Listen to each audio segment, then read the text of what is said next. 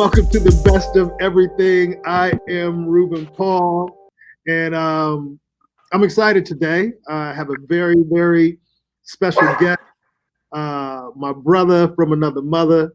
We've been friends for a long time. Excellent comic, great writer, producer. He does it all. He has a show in Vegas that he'll tell you about that he's been doing for a while. And once COVID passes, he'll be up and running again. But he's a one-man machine. My brother, the one and only, Mr. Butch Bradley. How you doing, brother? I'm great. Oh my God, dude, I love seeing you. I want to reach through this camera and hug you. My Man, God, I miss you. It's insane. We're together every day, like all through every day at the factory. All those years, Yeah. you, me, T-Rock, Sanchez, everybody, Mike Young, Brett Ernst, anybody, the celebrities, Yeah. everybody. And I then know, man. now success, we're all over the place, and I'm with people I can't even have a fucking conversation with. You know, I'm like, hey, good to see you. I'll be over here. Yeah. I know, dude.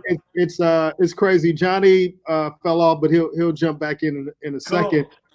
How's the weather in Vegas right now, man? You know, July and August for anyone, but especially for this pink face, bad news, dude. Dude, just for it's over 100. It's 104, and just to get to my car is like a psychological torture. So 104. 104, and we're gonna be this way until September. Okay. And then it'll be gorgeous. And that'll be gorgeous. So, but you know what people don't realize about Vegas is how cold the nights can get there. Yeah, dude. It's funny because I've actually become like an 80-year-old Jewish man, because at night when it's like 80 degrees, I'm like, baby, turn the air conditioner. That's the worst. That was terrible. But yeah, I'm cold. 80 degrees, I'm kind of cold now. So Butch, how are you enjoying life in Vegas? I mean, one thing you guys have to know about Butch Bradley is he's lived many places. He's lived in China. He's lived in LA. He's been kicked out of everywhere. He's from Atlantic City, and now you're in Vegas. Tell everybody what got you to Vegas and about your show at the Stratosphere and how all that came about. We were in LA. Everything was going great. Got tons of little TV, late night spots, all the little things we get, the writing gigs, some really cool things.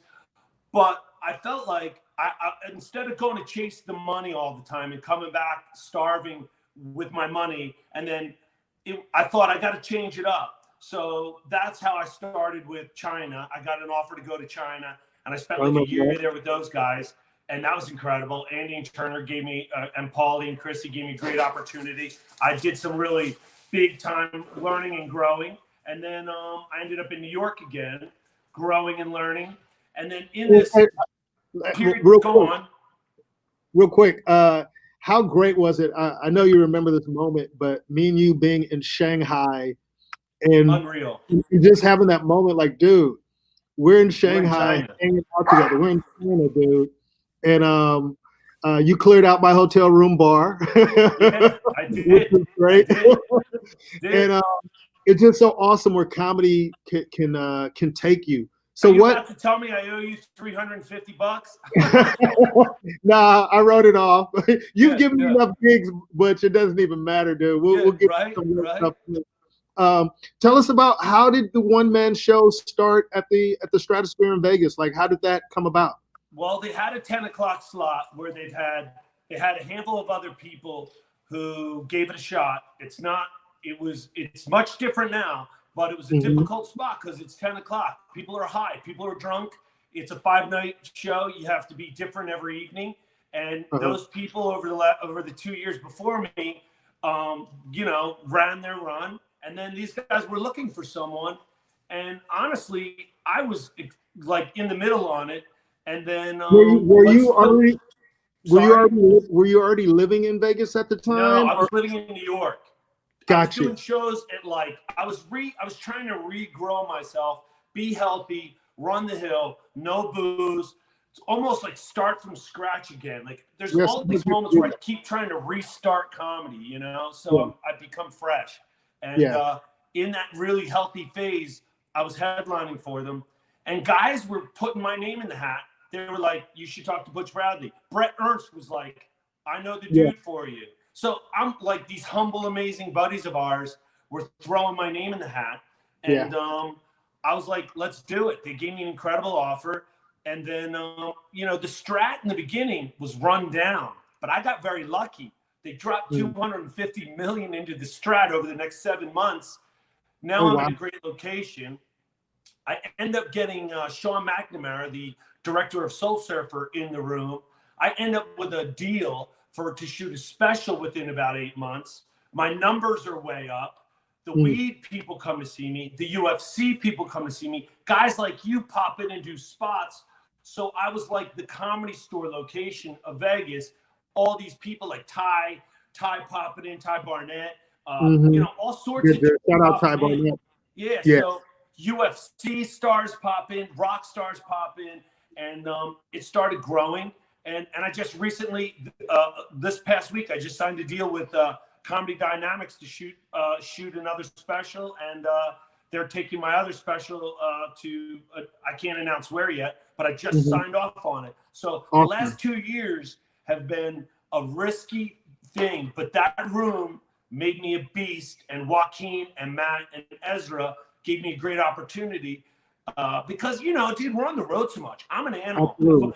I've never had a front door in 15 years, like constant front door. Go to the gym, front door, drive to work in 10 minutes. And I don't mean like LA front door where I'm gone for 3 weeks and I come back soaked in, you know, road, you know, right? Yeah, absolutely. Like, I was doing so well, and then Sunday night I drank 37 beers and got arrested. Fuck, you know. You're like, I'm trying, God. I'm trying. I keep checking friends off the list. Can't call them anymore. And how long is your show in Vegas, Butch? How long does it run for? Is it an hour show? I do an hour. So it's an hour and it's a traditional show of 90 minutes. But But like I've had moments where all the Comedy Cellar dudes show up and I flip it, and then I do what you and I did. I host and I just start throwing dudes up. That's dope. So, you know, it could go as much as 2 hours because we're allowed to, but it's usually like 90 minutes. I usually do, you know, minimum of 45 because I can have anywhere from like 25 people to like 160 every show packed. And what's your schedule? It's I'm Monday. What am I? God, can you believe it's been so long? It's so crazy. I am 5 days a week. I'm Tuesday, Wednesday, Thursday, Friday, Saturday. What am I? I can't do. I'm 5 nights a week. I'm Wednesday, Thursday, Friday, Saturday, Sunday. Yeah, Thursday, Friday, Saturday, Sunday. Yeah. Okay. Like that. And I jump on the 8s. But I also do the Laugh Factory. I jump on Brad Garrett's room, the Cellar. I want the listeners to come see you at your spot. You know what I mean? All the other spots is great. So your Comedy Club is the purest comedy club room because they really let us act like we're at the Comedy Store or a late night show at the Factory. In Hollywood. So it's Wednesday through Sunday, 10 o'clock at the Stratosphere. Go see Butch Bradley there. But you said something interesting that I want to touch upon about people throwing your name out. And we know, me and Johnny have talked about this, like no one makes it alone in this business. And one thing that I've always admired, respected about you and appreciated about you is you've been a person to constantly throw people's names out, people that you believe in, people that you think are talented. Like you've never been a hater. You've always been supportive in adding your friends into any projects that you do, man. I get some of the craziest phone calls from you, like, hey, dude, I'm doing this, and that. You know, this is how much it pays. You know, I'll get the money up, or I threw your name here or threw your name there. And where does that come from? Does that come from your mom, how you were raised? Is just a great. You know, I was never afraid of funny.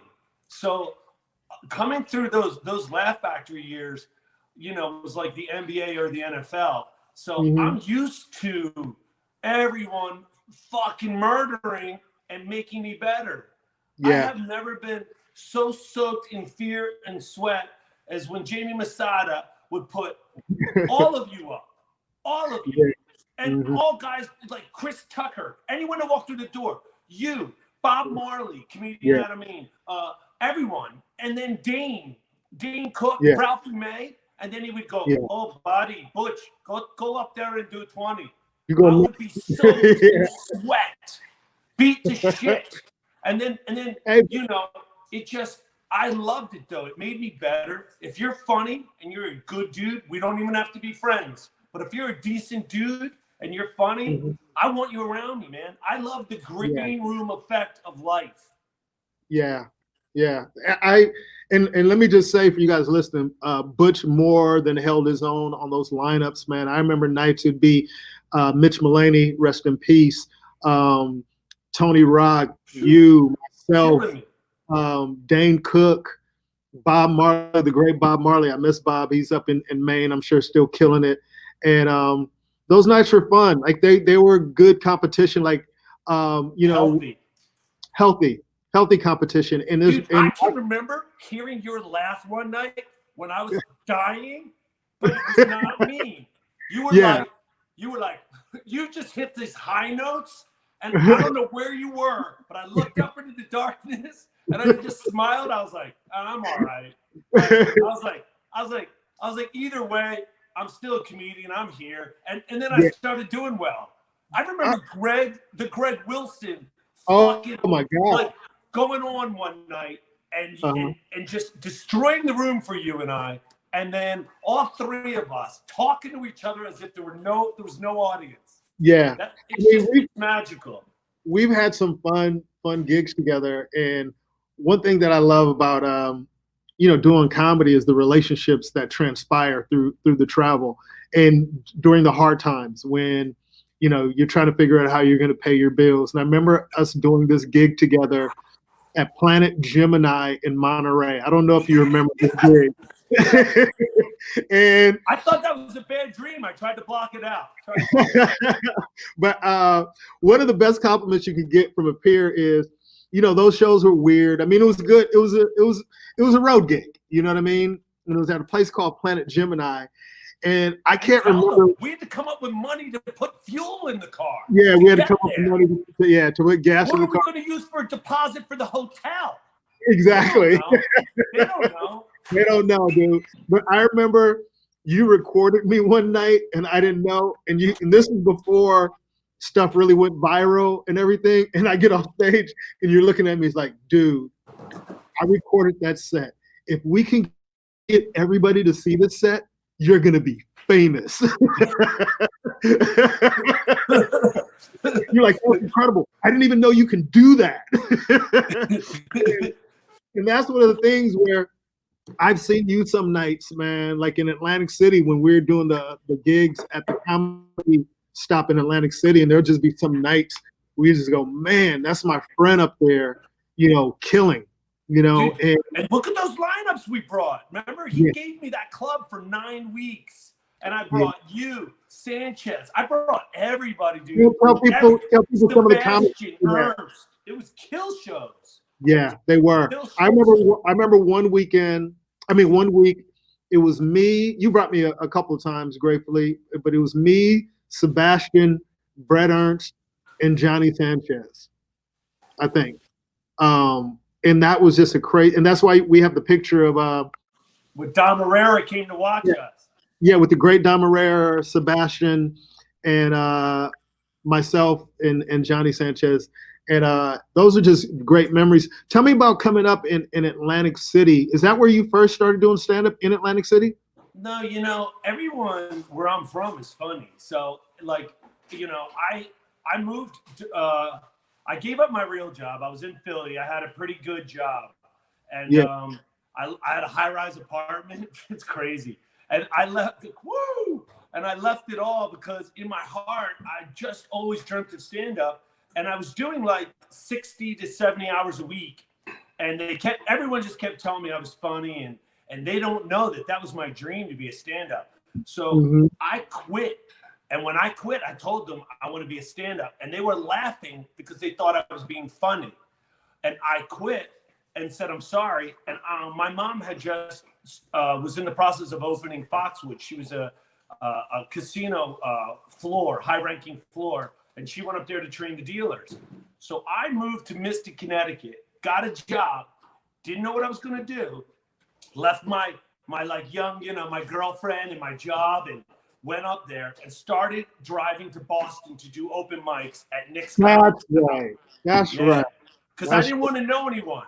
And my first night on stage, dude, I spoke. Patrice, Bill Burr were sitting at a table. Dane Cook was on the first laptop I had ever seen.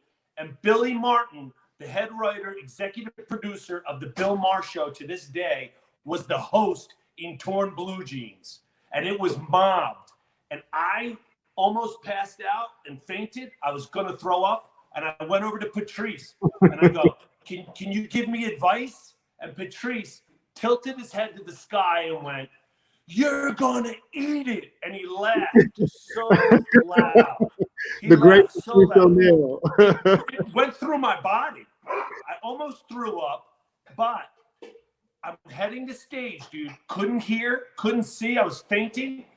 And Dwayne Perkins walks right next to me and looks at me with a big smile and goes, "You're going to be all right." Yeah. Dwayne Perkins, dude. I love Dwayne Perkins, man. Dwayne is great. He got me through. He got me through my first 2 sets. He was so cool. And it was cool bringing Dwayne up.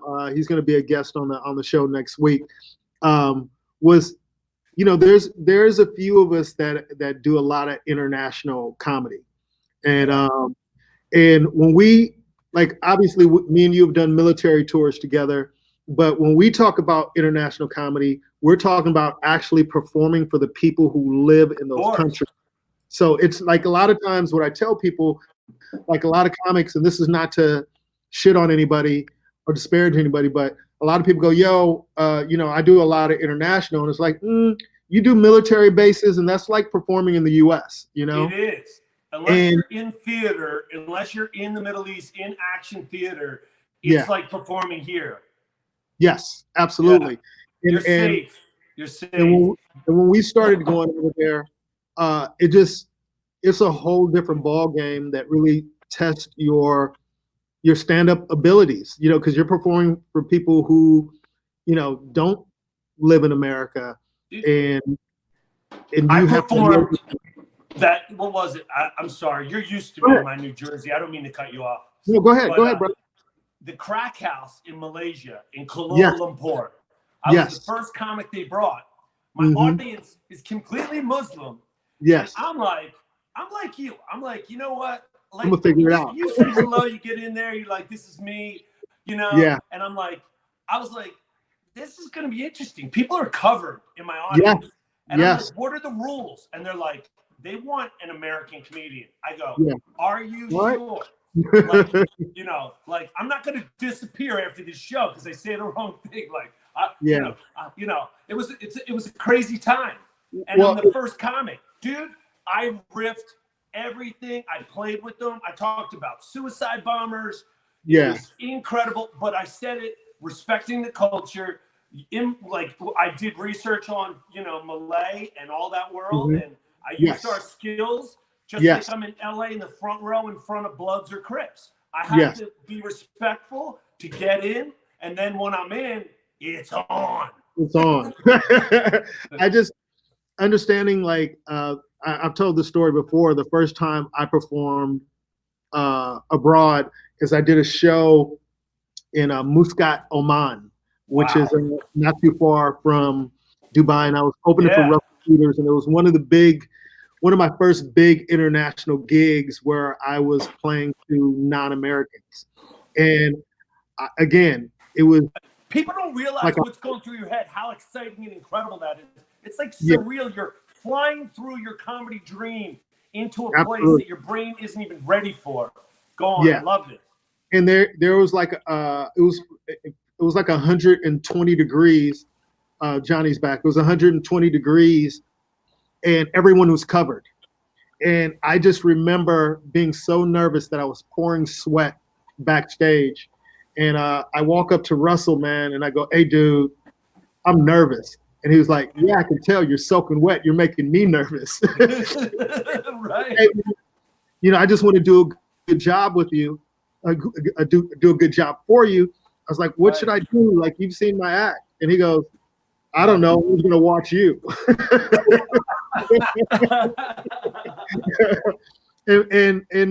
and Butch, like you alluded to, I remember going out and I delivered the first line, and there was a beat of silence, and then the whole place just exploded.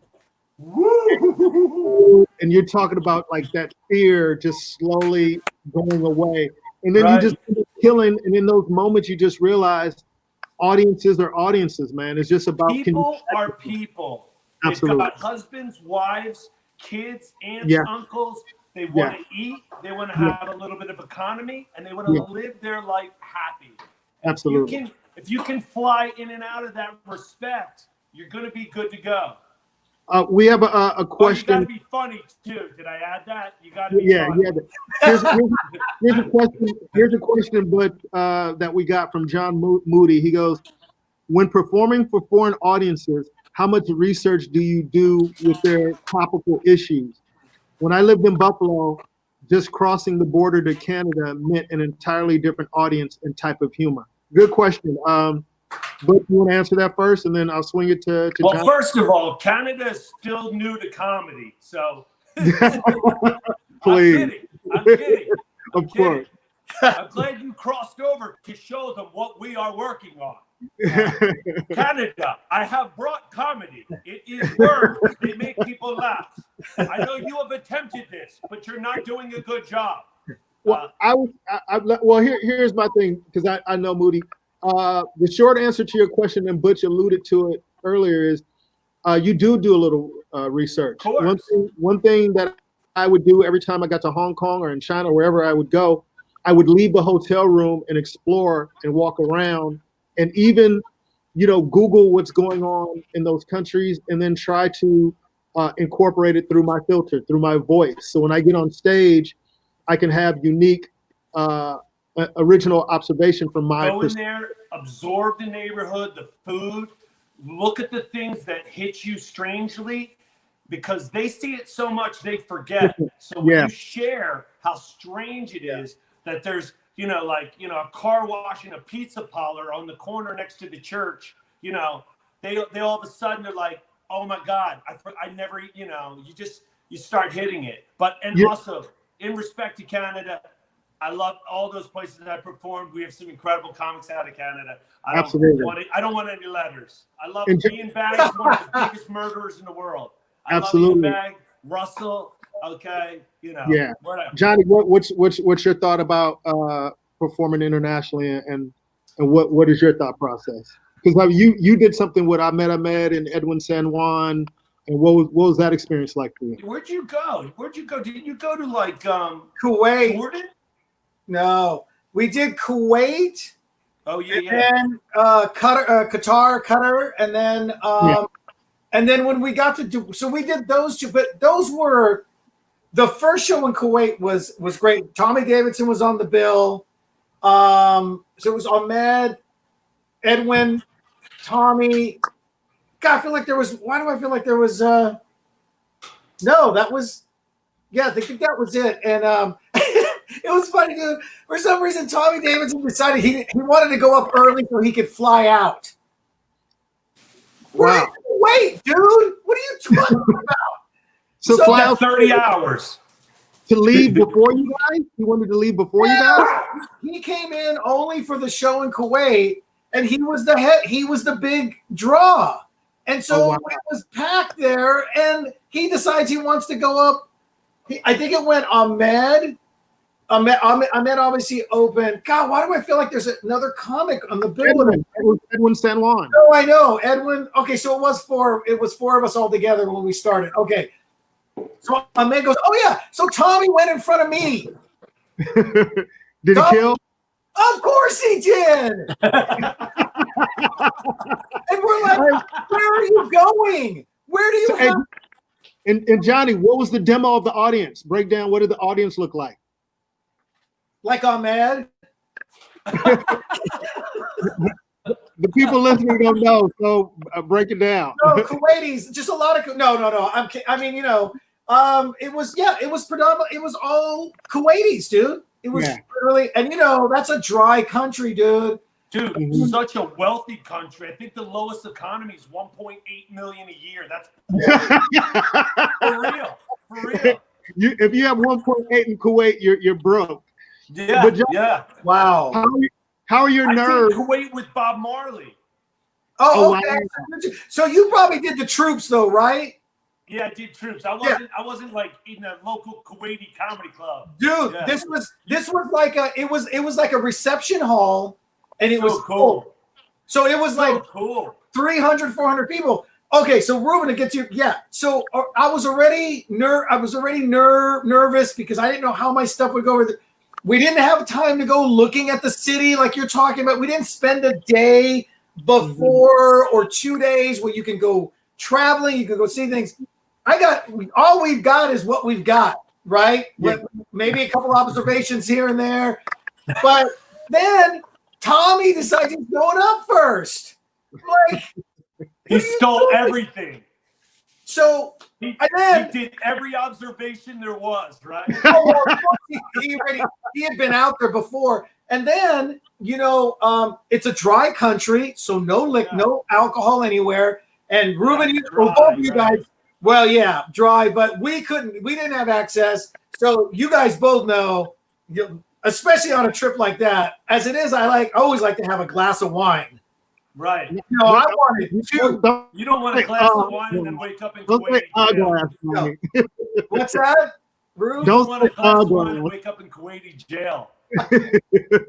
Yeah. Right? Well, wait a minute. Yes, and that's my point, Ruben, is I would have had 2 glasses easily that night, without a doubt, right? Yeah. I had nothing, so the nerves were going, and Tommy kills it, and then Ahmed, and we saved Edwin was going to be towards the end anyway because of how many Filipinos are out there, and he has all this Filipino material.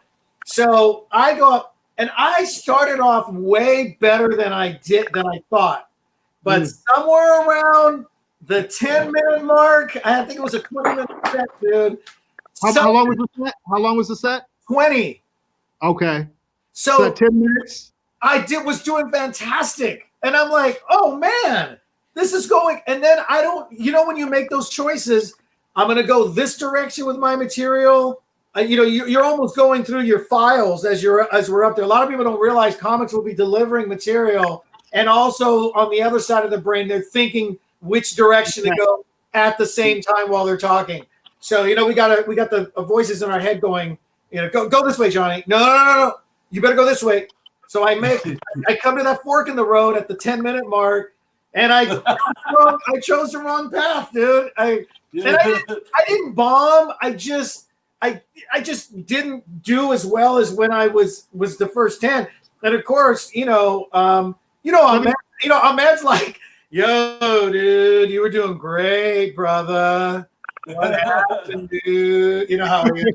So let me ask you this, Johnny, and for you too, Butch.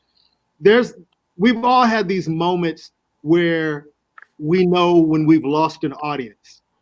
Now, you know what I mean? When like you said, we can be rolling, and then you go, something happened. Right. I lost this audience. What do you have a go-to to get them back? Or I'm in such a crazy place with comedy right now, and I have so much freedom on my own show that I'll literally stop and I'll talk out loud. I'll be like, I did that. They should have gotten that. Why didn't they get that? Yeah. Like, I just reviewed this. You should be exactly where you're supposed to be. I don't know what you're doing to my brain, but please, we got to do this all over, So I think it's usually us because our brains work like drums. We're delivering and we're affecting energy and we're trying to maneuver the cadence. And when energy doesn't follow the drum hit, you're like, what the? So it's usually us. They usually, I can see who's here right now. I know we're pretty much going to do well most of the time. So if one of us misses, it's probably just a little adjustment. Let me tell you this about Johnny. Johnny is stubborn. So I imagine him when it probably. Do you think I need to be in Kuwait? Do you think I need to be in Kuwait? I'm from a little bit of that. Johnny's more like, oh, you guys are not with me? Okay, fuck you guys. By the way, here's a glass of red wine. Oh, but here's what's weird, man, is and I ended up using it later on as a reverse psychology. But there were those times, and Ruben, no, he's been there, he's seen me, where I'll go, what happened to you guys? What did the mic get cut out for the last 5 minutes? Why do you hate me all of a sudden? And then I'll go, well, you know what? I was gonna go this direction. You guys would have loved it. But now I'm going to go ahead and go down this darker direction. You guys aren't going to like it. It's going to divide the room. But this is what you guys asked for. And the weird thing is, all of a sudden they come along. Yeah. Well, you know what it is? Offensive to them anymore. It's like you call them up. You know, I do a lot of race stuff too. You do too, Ruben. We talk about everybody and everything. It's sort of like all of a sudden they kind of go. Maybe they were bored with where I was going, and it wasn't exciting anymore. I'm going to do this shit. You know, you addressed something that Rube was saying, though. Culturally, when we go to another location, you know, we got to remember, for us, Americans, our freedom of speech, which I experienced in China, the things that we're so comfortable about addressing could be the first time that they ever heard it out loud among one another, wondering if they laugh, if it's offensive to people that are like, I saw you laugh at this joke. Yeah, you know, we're really unique in that world of freedom of speech, and what we're comfortable saying can be shocking to a lot of places that we visit. Yeah, I think for me, and this comes from years of experience, when I feel like I've lost an audience, like kind of what Butch alluded to, I kind of just slow down and just reconnect with the audience.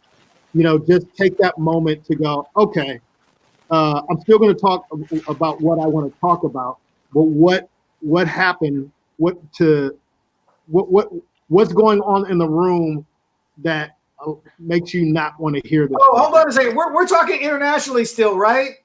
Yeah. Just in general. I mean, we're talking international. Just in general. Whenever you feel like you've Johnny, do you have this problem everywhere you go? It's internationally, it's regionally, and it's locally. Yeah, but I just gonna have to go over your set. Look, we're gonna have to look at that court. But to me, it goes. I only really would make an adjustment if I'm doing 45 minutes to an hour. Because in a short set, it is what it is. But when you're doing an hour and then you start going into some material that you know, people might not like or be uncomfortable with, or they might find offensive, you kind of, once you kind of feel you're going down that road, I kind of just reset to reconnect with them, to make sure they know what my intent is, what I'm trying to say. And when I say that, I'm not saying, hey guys, this is my intent, but there's things you can do to kind of figure out where their head is to get them where you need them to be. It comes back to that first minute. I feel like with me, all types of audiences, as long as I'm like, I feel like I'm coming off honest, and they know that I'm not a dick, and that I genuinely am just having fun. Yes. And these are my thoughts, but I'm not going to shove them down your throat. If it's an all black audience, an all Latino audience, if I'm in India performing, if I'm in Singapore, as long as they know this guy's cool, he respects us, and he's comfortable with us, you know, and you know, comfortable with the differences between myself and an audience.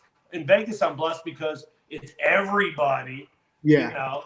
But you know, when we travel, I think we get more freedom with those thoughts. It's like, look, I'm a Chappelle fan. Chappelle can talk about anything with me. I know some people get offended, but I'm like, how do you not know he doesn't mean anything negative, and it's pure humor from a dude who is like, it's mind blowing. But he comes off so likable. His range is actually limitless to me.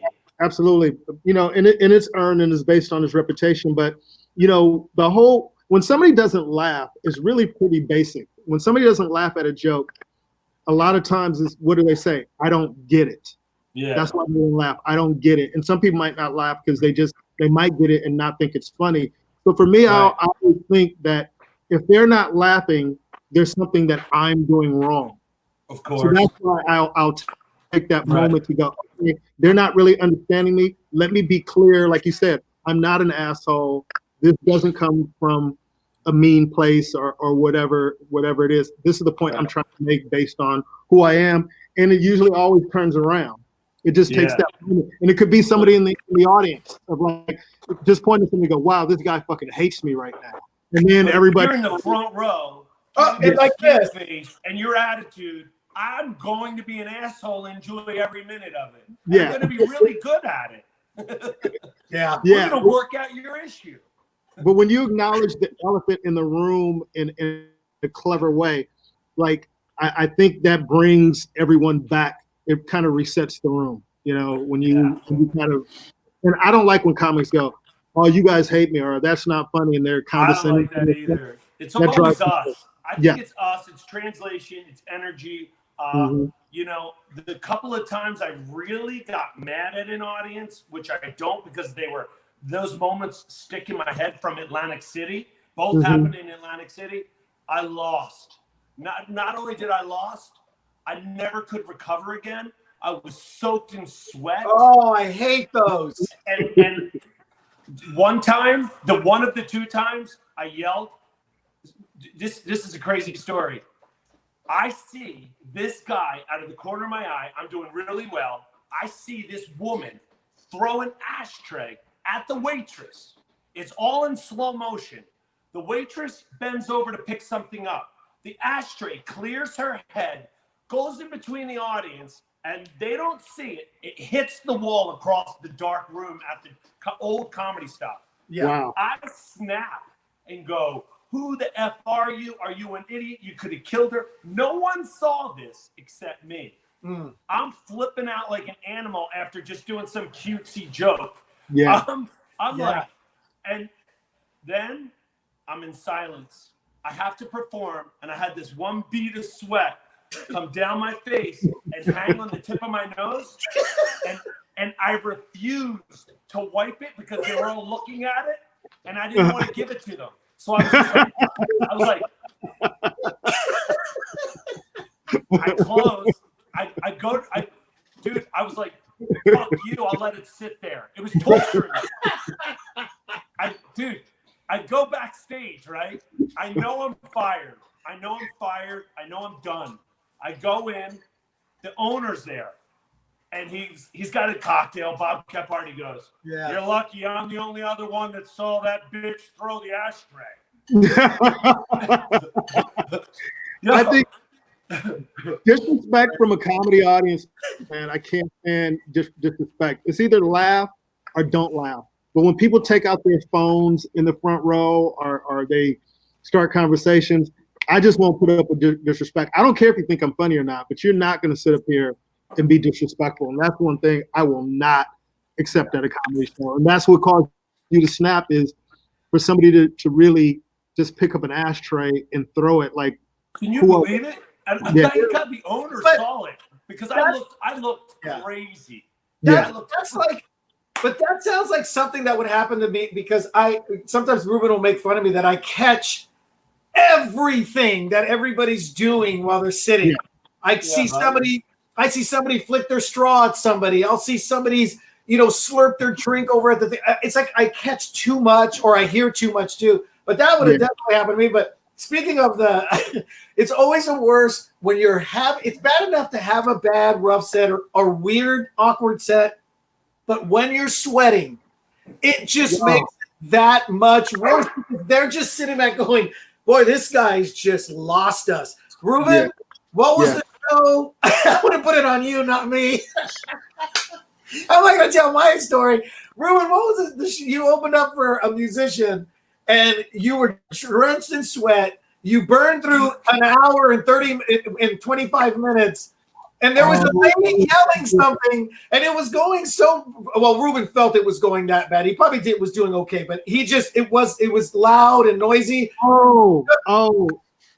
And some lady was yelling something, and you go, Johnny, I didn't even stop to find out what she was talking about. I just mowed through the material. Here's the sad part, John. Because you didn't want to give them a break. You didn't want to give them a second to say something. Yeah, you don't want to pause at all. Unfortunately, I can think of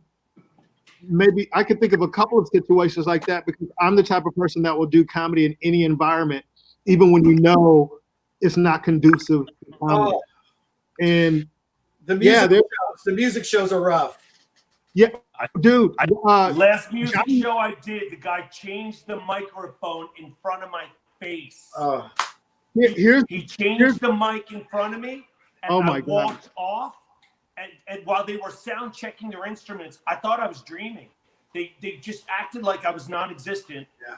I just ate it in front of 900 people, and I walked off at like 11 minutes. I've only walked. I think this is the only time I ever walked off. I walked off. I went down the ramp, and they're yelling, "Where are you going?" I go, "Hey, you're out of your mind." Yeah. And I'm walking. They're trying to stop me. They're like, "You're not getting paid." I go, "Do you think I give a shit about $500? My soul is on the stage." Well, Johnny remembers this story, and I think we talked about it when we had the Navy SEAL on. I was doing a show for the Navy SEALs, and it's this big event that they do where they do shows when they ship them out, and then they do shows when they come back and their family. It's a huge gala. Yeah. I happened to be doing one of the shows when they were returning, and they had lost somebody for the first time. Sensitive times. Yeah, they had lost somebody for the first time in like 10 years or something. Like, those Navy SEALs, they don't, they come home, most of the time. So they decided to do a speech, a memorial, a tribute right before me, dude. So I'm backstage, and they don't tell me this. The Navy SEAL that was on that show, Survivor, was the special guest. I think he was on the first season of Survivor. He comes out, man. He gives the speech, and it is just so emotional, man. It's so emotional. And then they're showing pictures of the guy and with his brothers and everything. And dude, they bring me out after. Immediately after like everybody's emotion, like, "Hey, you guys ready for some comedy?" Like, no, they're not ready for some comedy. They're ready to have some beers and cry. You at that moment, you were Special Forces comedy. Yes. So Butch, I come out, dude. What did you say? I want to know what you said. I came out and I acknowledged it. I said, "Hey, we appreciate your service to our country, man. Obviously, he was a great man." And I said, "It was a perfect time to bring me out to make you laugh when all you guys are in here weeping." And I got a little bit of a laugh. Yeah. And then I start going into material, man, and it's going okay at best. Were you at the Johnny Sanchez fork? I think you were. But here's how God comes and saves you sometimes, Butch, and we talked about this. So I'm doing my set. I'm getting laughs, people getting up, going to the bar. And I just glance down to my right, and I see this stocky dude and this lady next to him. And I just said something to him like, "Oh, is that your wife?" And he goes, yeah, that's my wife." And I go, "Are you a SEAL?" And he says something like he responds like, "Yeah." And I go, "Wow," because his wife was way taller than him. I just went in on him, and the room exploded. Once the room exploded, dude, it's like a heat-seeking missile, dude. I'm on him saying that she's the real SEAL in the family, and everyone's going berserk. Turns out like he was a real tough sergeant. Like he was hard on me. No one ever talks to him that way. No one ever talks to him that way. Ever. And Butch, I tell you, I'm murdering him. And then you start seeing a lot of the SEAL guys, they come back into the room. And they're like, "Give him this." So after I'm pounding them for, maybe 10, 12 minutes, I transition back into some material. I'm killing a little bit, but as comics, we know when the room likes something, you can't divert from it very long. So I hit him with material, then I go right back to him, man, and end up, having a great set. But the first 10 minutes of that set was really rough, and it's just amazing how one thing can just change the whole entire set, man. Either way. Either way. Good or bad. Yeah. I did Iraq with Trish Sir, and we fly in with this unit that's replacing 2 guys that passed away in the unit. We befriend them out of Germany. We get in, and we get in theater. We're hanging out. They tell us to come meet them. So they take us to a special place that our escorts can't go. We go in. They're all flirting with Trish Sir. There's 10 of them, but there was 12 of them. They were so sad, edgy, spooky, and they were drinking Jack Daniel's shots like this, and they were kind of fucking with me in a nice way, right? They all have togas on, and they're crying and laughing and drinking, but they're being a little aggressive. And they're going through something. I'm like, this is crazy. I have to change the environment and take charge. I go into one of their bedrooms. I take all of my clothes off. I pull his bedroom sheets off, and I make a toga. And I go out, and all of these guys are drinking. And one of them goes, he's fucking got Fred's sheets on.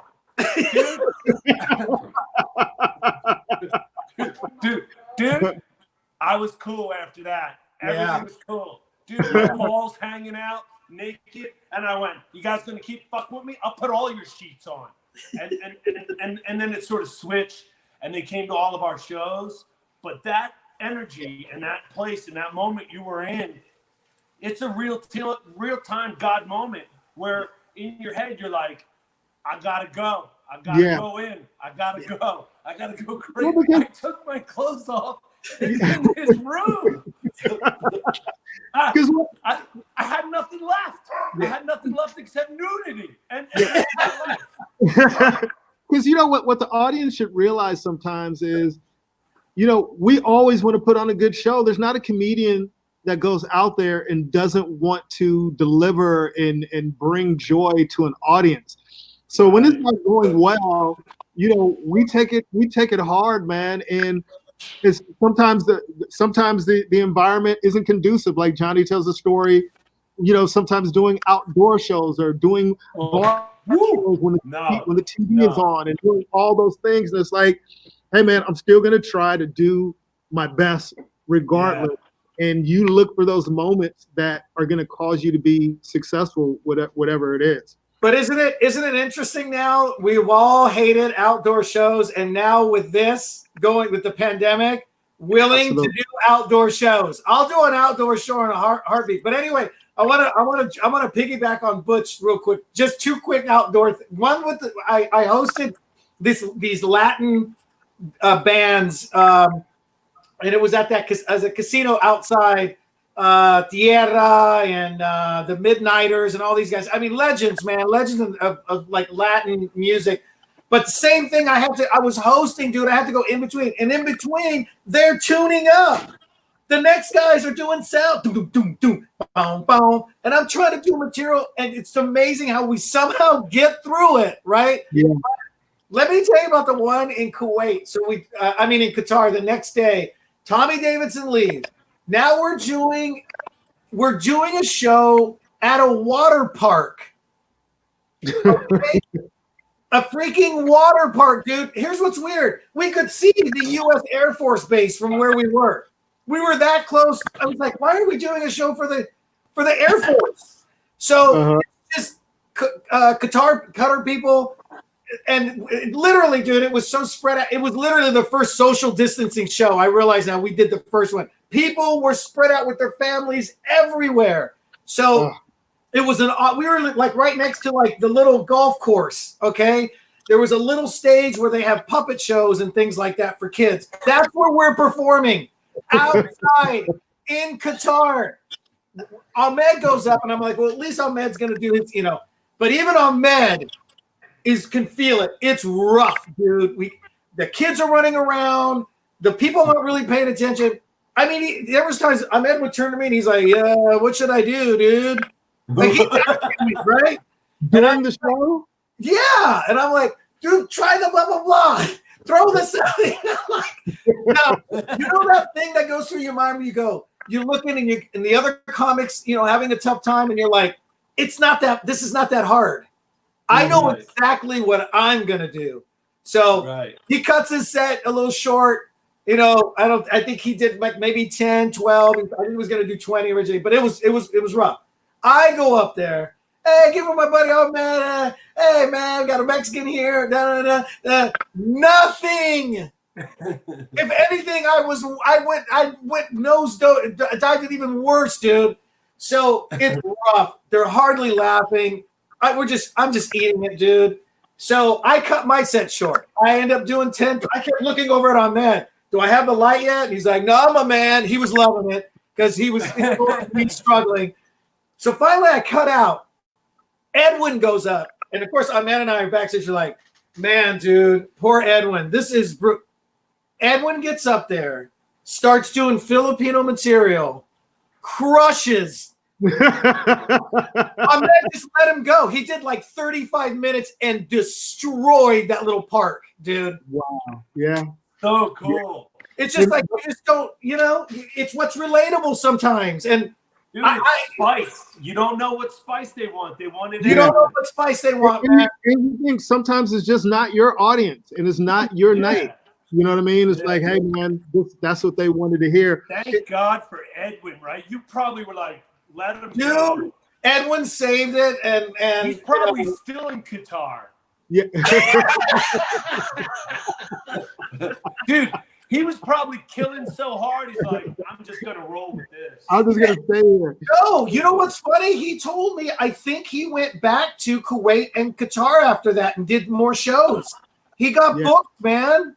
He probably made some serious cake. Yeah, dude. Hey, I'm just thinking of a funny story, man, of when we went to, I went a couple times, so I don't know if Johnny wasn't on this trip. We went to Guantanamo Bay. Mm. And I was with you. Yes, you were with me this one. And after you do those shows, again, it was a bunch of troops getting ready to be shipped out. And they took us to party with them afterwards, kind of, just they're going to go hard, and then they're shipping out that morning. Dude, you remember the SEALs had those little shorts on, and you were like, Butch, don't fucking say anything. I was like, dude, we got to talk about these shorts. But I remember there was a keg behind the house, remember? Yeah, yes. But and you were driving the van. Yes, but this is the story I'm about to tell. So Johnny, we go to this party. Yeah. And I'm in trouble, Johnny. Yeah. Butch is hammered, and then I'm hammered too because they gave us all these drinks. They kept drinking with us the whole night. Hey, the comedians. Oh. So it's time to go back, and we couldn't find our escort, our driver. And Butch goes, I got the keys. And I go, man, we shouldn't drive. He goes, I'm not driving, you're driving. So, and I go, Butch, I don't know, man. He's like, Rube, we're on an island. We're on an island, dude. We're 5 minutes away from our place. If you can't drive a straight line on an island, I don't know what to tell you. I'm sorry, everybody. And I go, Butch, I go, that's the point. Why don't you drive? He goes, I can't. So Butch, dude, Butch Bradley says he can't drive. So you know what? I have high tolerance, and I did feel pretty good. So I get in the van, and I know what happens. I remember this. So I get in the van, Johnny, and start driving. Butch knocks out immediately. Like he's sleeping. Like we barely got out of the parking lot. As we get closer, I see all these lights, Johnny. I see all these lights. DUI stop. It's a DUI stop. No! On the base. Yes, on base, dude. And they take it seriously on base. So my heart is pounding. And I go, Butch, Butch, wake up. Butch wakes up and goes, what? What's brother? What's going on? I said, dude, I think it's a DUI checkpoint. He goes, oh, you're fucked. And then he goes, look, don't panic. And I go, what I did? And he goes, all right, let's roll down the windows and turn on the AC. So we rolled down the windows and turned down the AC and blasting the AC. I'm hoping he's like, you look good to me. And I'm like, dude, what does that mean? You look good to me. Like, you're wasted, Butch. What do you know? What the hell are you talking about? So, man, Johnny, and you can't get out of line, because if you get out of line, there's nowhere to go. There's nowhere to go. Yeah, and they're going to go chase you. So, Johnny, we get closer to the actual DUI checkpoint. A soldier goes, hey, comedian from the show. You guys were hilarious. I said, thanks, man. He goes, get out of line. And he waves us through the DUI checkpoint. And then Butch goes, oh, God just kissed you on the forehead, brother.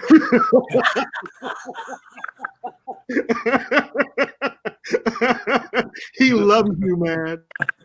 God loves you, man. That's so funny, because I was just gonna say, talk about a God moment, man. You said that earlier. That's more of like, woo. And let me tell you, we drink, and of course, I never condone drinking and driving, but when you've been to Guantanamo Bay, it's like a deserted island, dude. Oh, totally. Yes. It's like we drove a football field. Yeah. We drove 2 football fiels home, and it doesn't. Well, here's my question. I kept telling Ruben, I said, Ruben, don't drive. You had too much. Whatever. Here's what I don't fought me understand. for the keys, Johnny. He fought me. Here's what we stood. Yeah.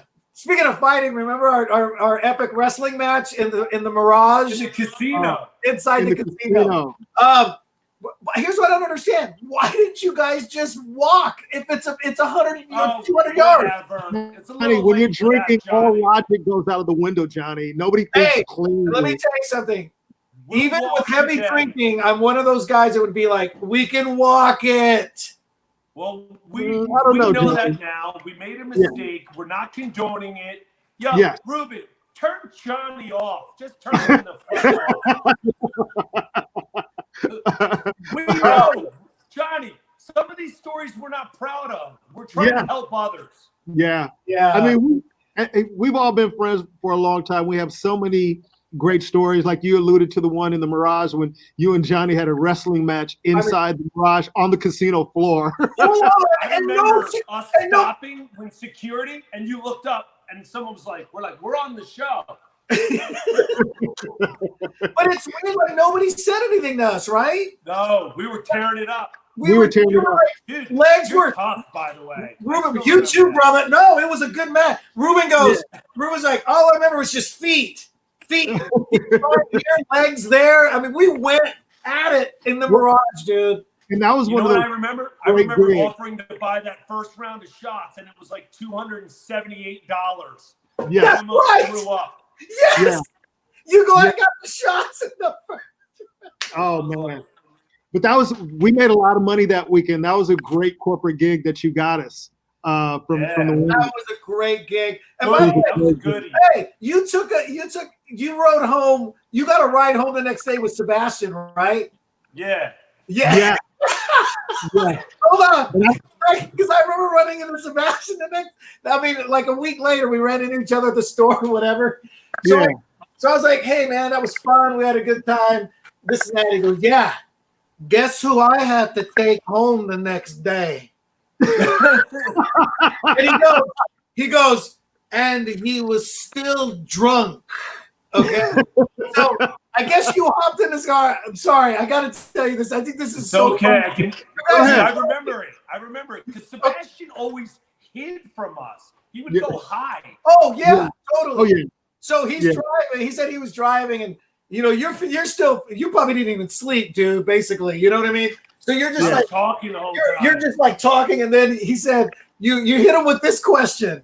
You're like, "Hey, what are your fears?" He says he's trying to say, "What?" Like, what is weird, man? And then he goes, fuck, I don't know. And then he said, you didn't even give him a shot. You just started spewing out all your fears, right? Well, mine are this and that. And I got a fear of this. And this bothers me. And And he says, you went on and on and on, dude. And he's just driving on, holy fuck. And then he said he just got quiet. He looks over at Ruben. He's passed out, just like he did to you in the van. Hey, and if anybody, we're talking about Sebastian Maniscalco. If anybody knows Sebastian, or if you don't know him, Sebastian, when he's complaining about stuff on stage, that's really who he is in real life. And I remember we went to an Atlantic City. It's the time that you brought me, Johnny, and Sebastian, and we would go out every day for lunch. Me, Johnny, and Sebastian would go out for lunch every day, and we were just having a miserable time. Yeah. So I think it was maybe like on a Thursday or something. I hit Sebastian up and I go, "Hey man, we're about to leave for lunch in about 20 minutes." He's like, "I can't go. I have a phone call or whatever. You guys go out." By the way, it was like the last day, so it was like Sunday. We'd gone like Thursday through Wednesday through Sunday, dude. So or something like that. It was the last day. Me and Johnny were having such a good time. And we're going, man, Atlantic City isn't that bad. Why are we having such a miserable time? And we looked at each other and go, Sebastian is not here to complain. He complained about everything. You see a guy walking by, he goes, "Did you see his sandals? Why did you see sandals like that?" Oh, yo, everything. I'm on an airplane. I'm like right behind first class, right? This guy sits in front of me. He looks like Jesus, right? He's got bare feet. I can smell him. Oh. I'm staring like this. I'm like, just the moment is overwhelming to me. Yeah. My phone rings, like dings, and I'm like, I turn it over, and it goes, "Can you believe those feet?" And Sebastian's sitting right there. And, dude, I look from my phone right at Sebastian going. I love Sebastian, man. He would just bring stuff up. So this is the same trip.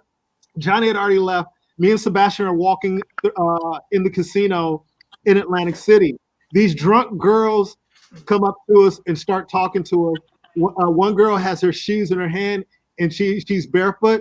And she goes, "Oh my God, can we take a picture with you guys?" And Sebastian looks at her and goes, "Put some shoes on." Dude, he's got a foot thing. I think we've discovered he's got a foot issue. He definitely has a foot thing, man, because in Atlantic City, it was always about flip-flops, feet, legs, the person's legs, that lady's freaking veins. It's just like, all that shit. If you would have saw that girl's face when Sebastian said, "Show some class."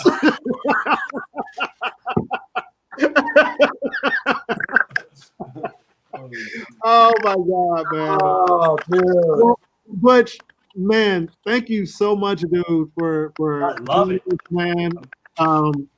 For you guys who don't know Butch Bradley, Butch, tell people where they can follow you on social media.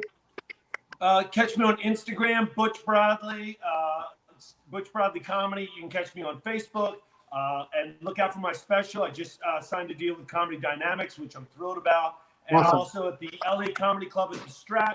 We're opening up again August 1st. It's, oh, wow. It's Friday to Tuesdays, 10 p.m.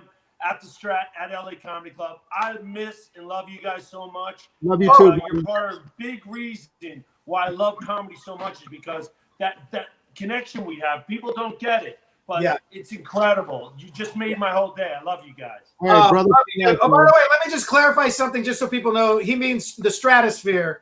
He's, some people don't know it's the Strat. So it's at the Stratosphere Hotel and Casino. And it's the LA Comedy Club. He's got his own, he has his own week. He deserves it. Long over. He's been doing it now. What are you on? 2 or 3 years? Yeah, like 3 years. Starting to figure things out. Yeah, and for everybody, if you haven't seen Butch, it's fantastic because You never see the same show twice. He loves working with the crowd. A lot of crowd work, interaction.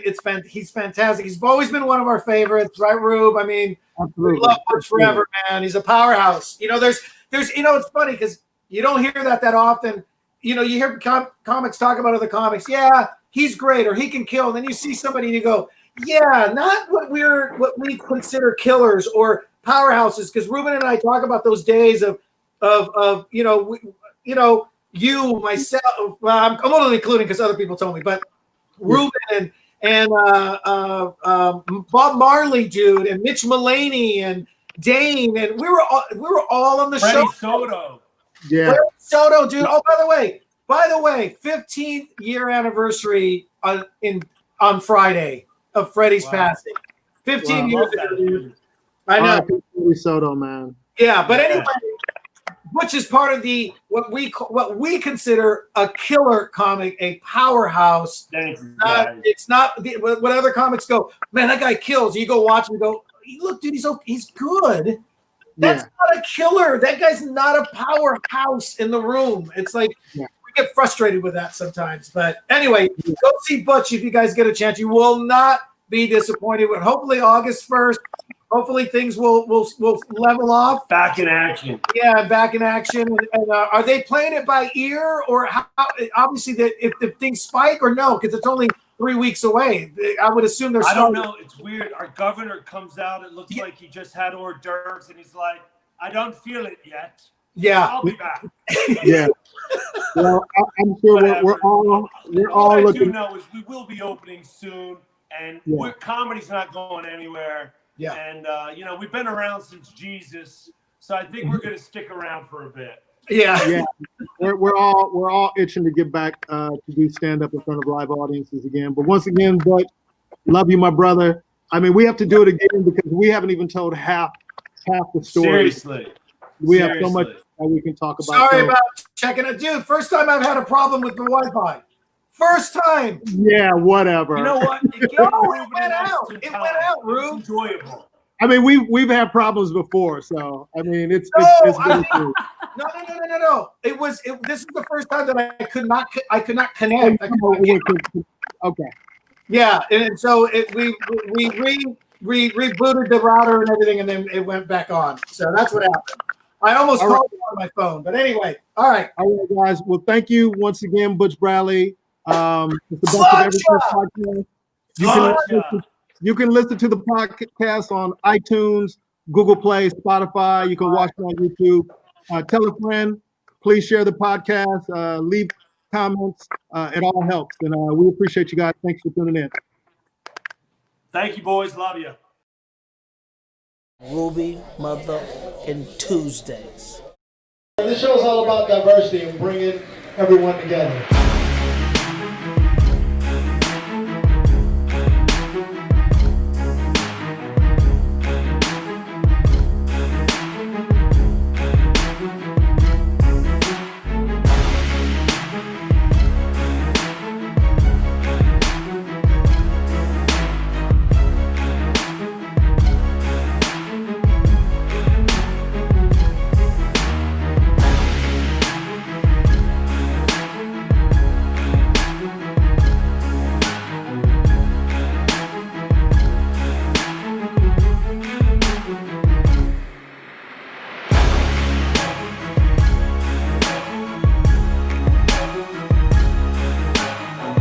You never know who you're going to see at Ruby Tuesdays.